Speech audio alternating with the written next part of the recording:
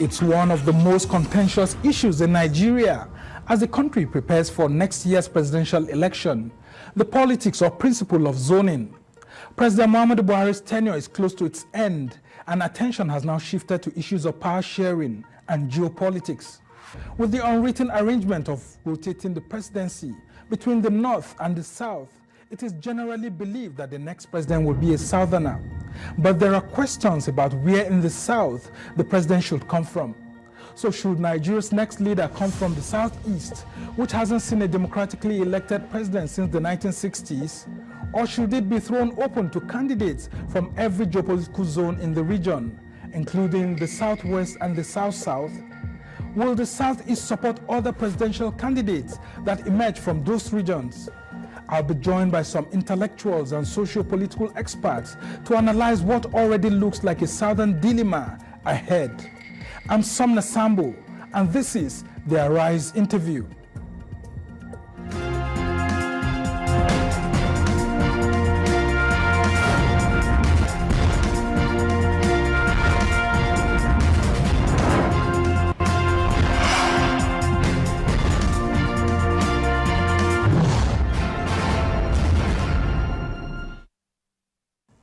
And today we continue our discussion on the principle of zoning, which has become a flashpoint in the run-up to the 2023 election. President Muhammadu Buhari, who is a northerner from Katsina State, will complete his tenure of 8 years next year. As his term draws to a close, there are calls for a power shift to the South. Some analysts and politicians say the Southeast, which has not seen a president or vice president since 1999, when the Fourth Republic began, should produce the next president. They say other regions in the South have had a go at the nation's highest office.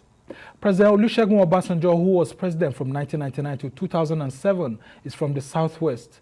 Goodluck Jonathan, president from 2010 to 2015, is from the South-South. With contenders from every geopolitical zone in the country declaring their intent to run for president, some political figures from the Southeast say they will not support candidates from the Southwest and South-South. So could next year's presidential race divide the South? Well, for more on this, I have with me in the studio Professor Udenta, a fellow of the Abuja School of Social and Political Thought. Why do you think that there's a potential challenge with the South if eventually the Southeast, which feels highly marginalized, doesn't get any of the top presidential candidates coming either from APC or PDP from that zone? The North-South power shift as a construct is false binary because it operates out of a deep sense of concealment and deflection. When you talk about the South, you purport to mean a unified South in terms of geography and demography. That is not real. When you talk about the North, you purport to talk about a unified North in terms of geography and demography. That is equally not attainable in terms of the sociology of the nation and its founding. So when you talk about the Southern power shift, it conceals equally the multiple distribution of power across several geographies in the South. Obasanjo was a president from 1999 to 2007. And he secured that presidency on the basis of sacrifices made by people from across the South, mostly. It may interest you to know if we put this point on public display for the first time possibly in our recent history. Falaye was not adopted as an AD candidate at the Rovan Hotel in Ibadan.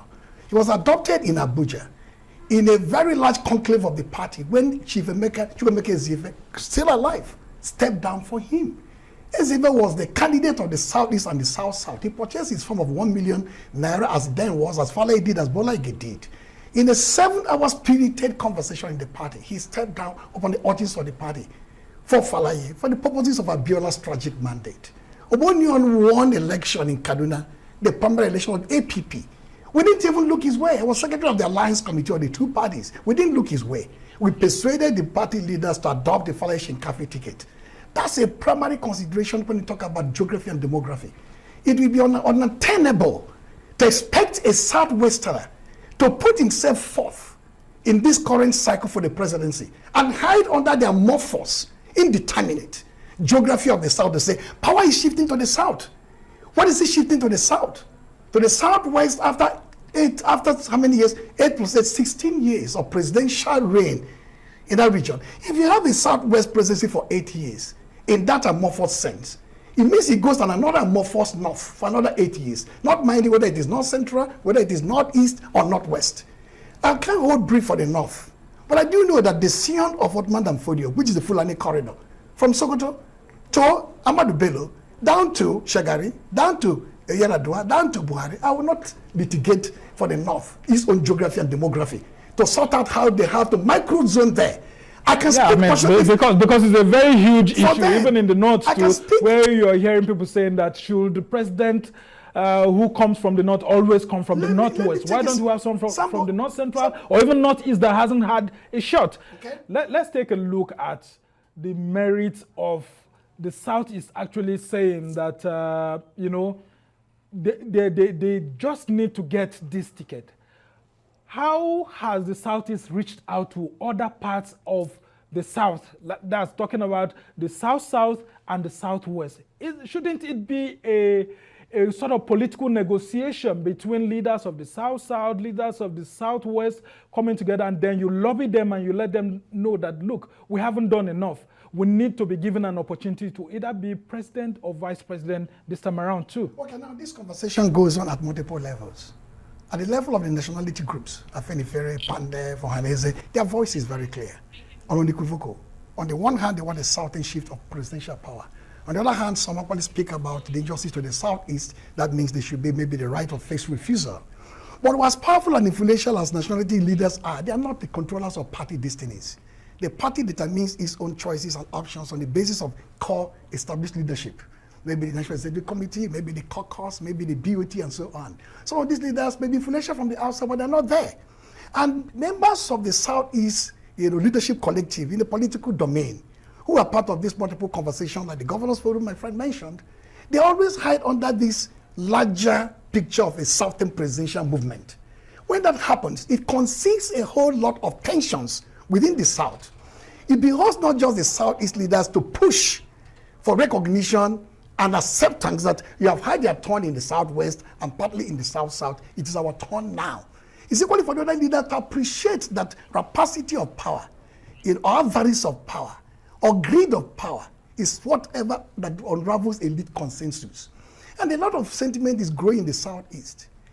Within the two major political parties, you find the prospect of the elite not stepping back to say Southeast should have their take. And for example, an APC or PDP candidate will emerge maybe from the Southwest. Does it serve the interests of the Southeast to go along with such a candidate? Surely not. I don't expect a proud Southeast son or daughter to say you throw a lot with somebody from the Southwest to extend what they can call emerging hegemony. Yes, or South-South. You may well have put a D to answer your question directly. Is there a progressive northerner, for example, in the PDP, based on what Dr. Sam said here, that the balance of zoning power within the North and South in PDP more favors the flexibility of options to say not just the vice president, but inclusivity.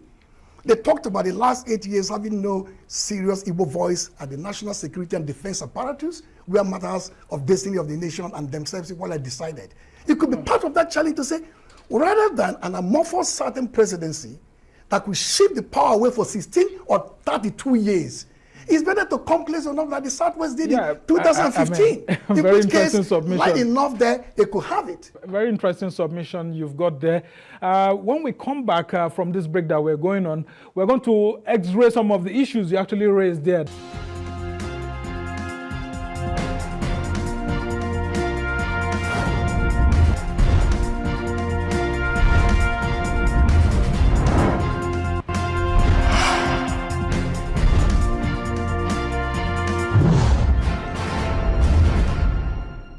Welcome back to the Arise interview. I'm Somna Sambo, and we've been talking about zoning in Nigeria and then as it relates to the southern part of the country. Now, the seeming division in the southern part of the country as it regards to what politicians call micro-zoning. So if the biggest political parties are actually to zone their tickets, presidential tickets to the south, which part of the south should actually have it? Well, I still have with me in the studio Professor Udenta, a fellow of the Abuja School of Social and Political Thought.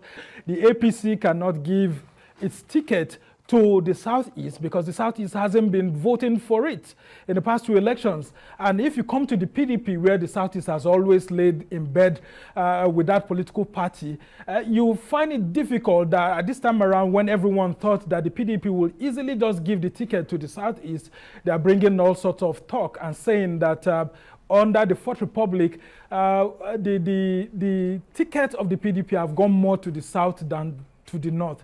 So I want you to raise this issue, especially the issue of accidental presidency of Dr. Goodluck Jonathan. Should the Southeast also be hoping to get an accidental presidency maybe in the future?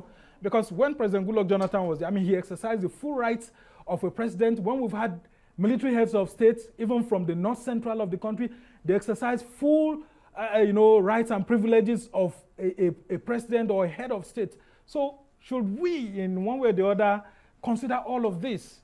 Now, the Southern push for the presidency in a very bland, amorphous, indeterminate form is, for me, the authorization of perfidy.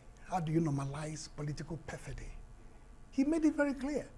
The Southwest boasts massively for the APC. How will Bola Tinubu, yield the presidential ticket to somebody from the Southeast, where they hardly get much vote?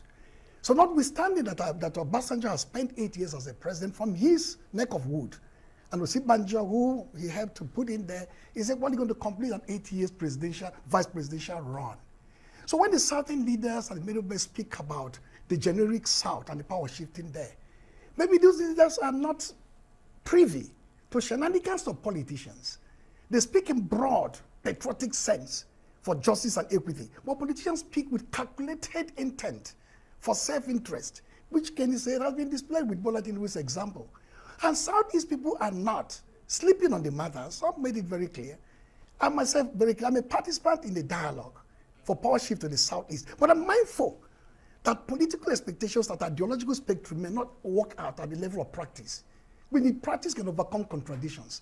Is it good for me to associate with somebody outside the Southeast in case the politician from the other two zones of the South behave as expected, hide under the generic zoning to the South and said, okay, anywhere it goes to the South isn't okay for the South. It's not okay for the South. Why wouldn't I, for example, for a few days ago, I was with Bala Mohammed, governor of Bauchi State, to see Goodluck Jonathan, where I was introduced as somebody helping to promote his own candidacy. It's not because I want a northern president. It's a rearguard battle. If the PDP in the South, if the PDP do not give this ticket to the South, and to the Southeast, and APC give it to the Southwest, for example, that means an 8 years Southwest presidential journey, contributing with another 8 years northern turn in an amorphous form, another 8 years of another amorphous Southern presidency. It is better like some spread state, an inclusive government of somebody even outside the Southeast, negotiated to put my people right in the picture and in the frame for a quick presidential turn may be better for me than to accept another 8 years of a Southwest presidency, for a South presidency. So would you subscribe to the idea that some people are already saying that if someone from the Southwest actually gets the ticket of the APC, that in one way or the other, there should be protest vote from the Southeast against... Beyond even an ideological kind of mindset, at the level of principles of political power and dynamics, I will work my heart out. I will spend my blood to ensure that no Southeasterner will back a Southwesterner in the current presidential term. Well, wouldn't that be blurring the chances of the South entirely in the election? The Southern chances has already been blurred by politicians because of the double speak. If the credulous of this world and the Southern governors speak with passion, as we did in 1998, as a founding leader of this republic, to say, Ezife, step down for Falaye, in spite of the fact that he could have won that primary election. Oboniano stepped down for Falaye, in spite of the fact that his party denied him ticket. And they worked hard for the party to win. In an environment, Obasanjo, who won, did not even get 5% of the vote. I do not see why there should be a conversation of this nature. If we are morally upright and principled in our approach to politics, we must understand that it's a turn of the Southeast now. But if the politician will not yield that kind of space, nobody from the Southeast is going to fold his tent. All right, there's no morality in politics. Absolutely, like I understand it, I appreciate it. And I'll ask you this critical question because there are lots of permutations ongoing within the political system here and there. If we have, for example, maybe a PDP or APC offering their presidential ticket to someone from the south, but who has southeastern origin. I mean, like, it's an Igbo. Yeah, from Igbo extraction, like from Delta State and all of that. Would the South actually support such a person? Okay. Or, secondly, if we have a situation whereby the two biggest political parties in the APC, PDP actually having northern candidates emerging, and they decide to give a vice presidential slot to the southeast, will that be acceptable? Would you easily go with them against what the southwesterners or southerners, if you may call it that way, may Simple, be let me put thinking? it this way. The tyranny of majoritarian groups in this country is in full display. But subconsciously, you don't even know what is out there. You talk about the southeast and the south-south, and then the Igbo catchment area of the south-south. Igbo, southeast, and part of south-south. Southwest, predominantly Yoruba.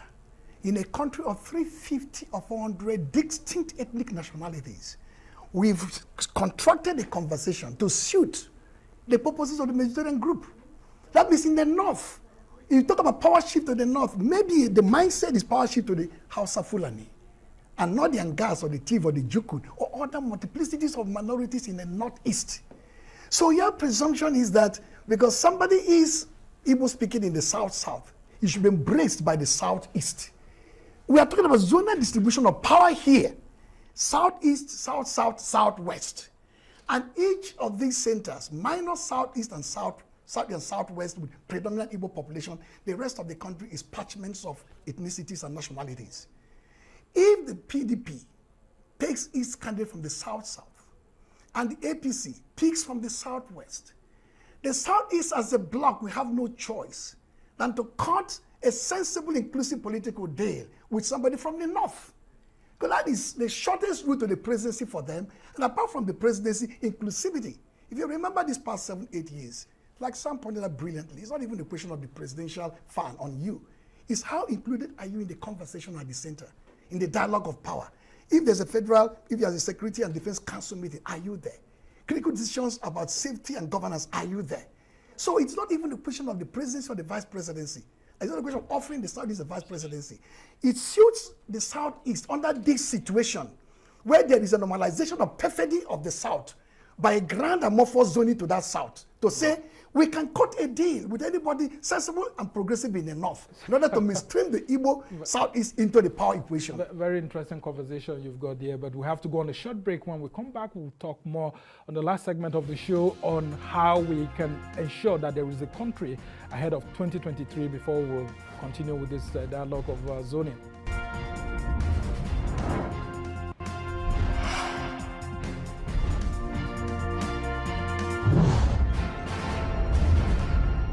Welcome back to the AriseTV. I'm Somna Sambo, and we've been discussing geopolitical balancing in the country, the geopolitics of zoning and all of that. I still have with me in the studio Professor Udenta, a fellow of the Abuja School of Social and Political Thought.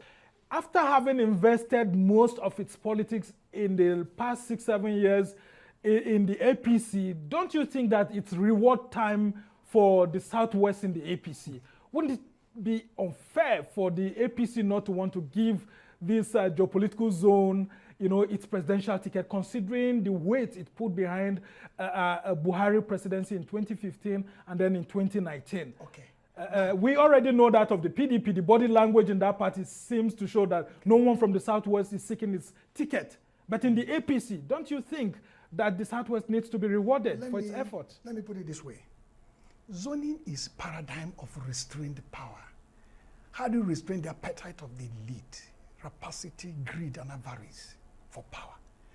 How do you constrain the elite to behave in a proper way, like some pointed out, inclusivity, inclusive government or governance, model? To ask the same question back to you and the viewers, what would you have made of an Alex Ekweme who led the G34, the last leg of the resistance to military rule? The nation's political class rallied around him as a visible symbol of that resistance, saying, it is your turn to lead us into the next presidential era. He lost miserable to Obasanjo, and he campaigned vigorously for him. He didn't say, all the struggles and sufferings and leadership are provided for the party, guiding it. What is of Ezife, who got beaten in the presidential primary in Abuja, not the Rovan? And he said, with good cheer, I will campaign for you. What is of Obonionu, who was ignored by his party? I'm coming. So it's 7-8 years of the Southwest turn does not consecrate into reward. It's into constrained power. To say, we've had it, but for inclusivity, certain solidarity, this is what should be. I tell you, if based on the logic some has presented here, which is a very popular logic around, you do not give it to the Southeast. Like Ohanese said, you give the people the option for their own political choices. Okay, that choice could come in a form in which you look for a rearguard action with a sensible northerner who you partner with for this inclusive so government. So you may go in bed with the North, that's what you're thinking. Rather than vote for Southwest person. Very interesting submission you've got here. Professor Udenta, who has been talking about these issues, we can only wish you well. Well, that's how it's been for this edition of the AriseTV. The conversation continues. Do join us again tomorrow from me and the entire team here in Abuja. Goodbye and thank you for watching. I'm Somna Sambo.